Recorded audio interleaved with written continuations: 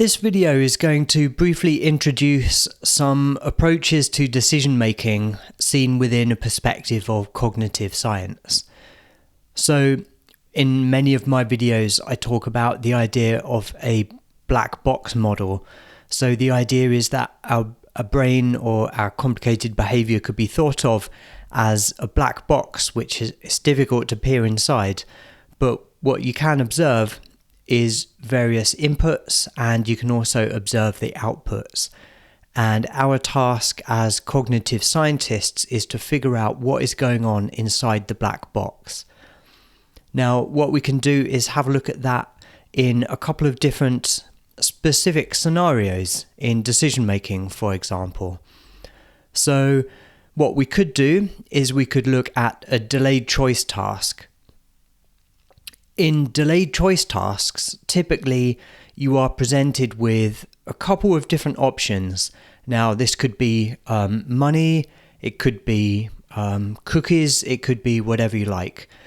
But one of the common features in delayed choice tasks is that you might be offered some money now or in a little while, or you might alternatively be offered more money, but in order to get that, you would have to wait. And so these kind of amounts of money and the delays that they're offered to you at represent the stimuli or the input into the black box. And what we can record is basically what the participant chooses on any particular trial. Now, that's delayed choice, but another example from the decision-making domain is risky choice. This is broadly the same. We can think of two different inputs, but now the choices being made are slightly different. And so you could make a choice between £100 for sure, or a risky choice of perhaps 10% chance of receiving £1,000. So again, those would be the stimuli that go into the black box, and you could observe the choice that a participant makes. Now, if we just focus in on these decision-making types of experiments, how could we investigate this? Well, there are a number of different approaches. One approach might be to take a neuroscientific or a cognitive neuroscience type of approach, and maybe you could run these experiments in brain scanners. That would be quite interesting. You could see what areas of the brain light up when you offer people different amounts of money at different delays. You could see what areas of the brain light up when they make particular choices. That would be really interesting, and people have done that a lot. But for the present situation, we're interested in a cognitive approach, and so we would do away with our knowledge gained from neuroscience and rely just on what we can learn from observing behavior instead. So how do you do that? The idea would be is that a scientist may propose a particular model or particular hypothesis about what is going on inside the black box. So we would present stimuli to our participants, and what you could do as a scientist is essentially make predictions of what choice that they make, and then you could of course compare the predictions to the actual choices, and that would help you to evaluate whether your particular model or hypothesis is good or bad. So what do we mean by a hypothesis or a model? Here I've illustrated kind of one particular simple hypothesis which might kind of represent a participant who is essentially quite present focused. And so in this particular hypothesis, you could say participants will always choose the sooner reward because they want to give in to temptation and have the reward now. That would be a perfectly valid hypothesis. So you can run the experiment, see whether people do that.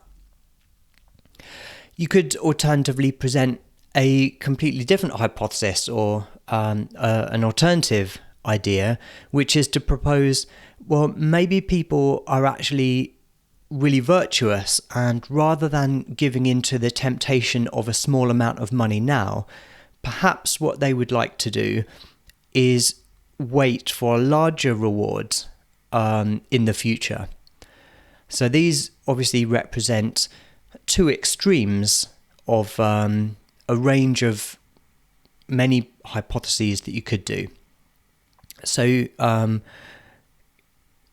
in fact, people have presented many different hypotheses, and so the problem we're faced with as cognitive scientists is essentially to try to work out how credible various different models, various different hypotheses are about how people behave.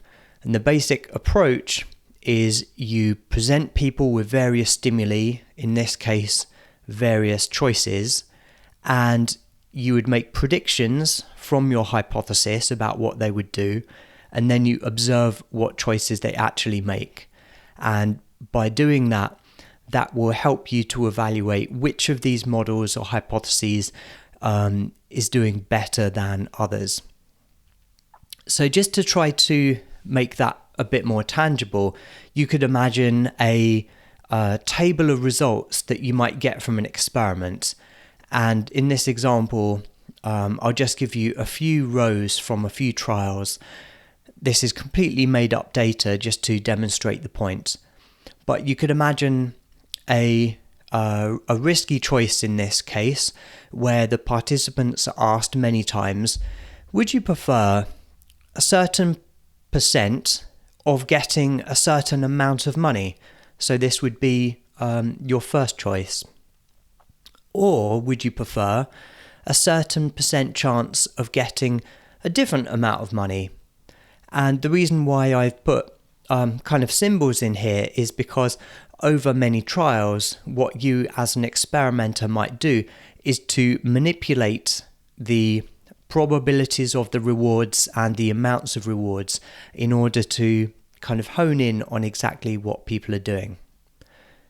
So in this data table, we've got the trial number, we've got the probabilities of each reward, and we've got the monetary value associated with each choice. Here I'm calling them A and B. The final column would essentially be our observation of what they do. So what is their response? What choice do they pick?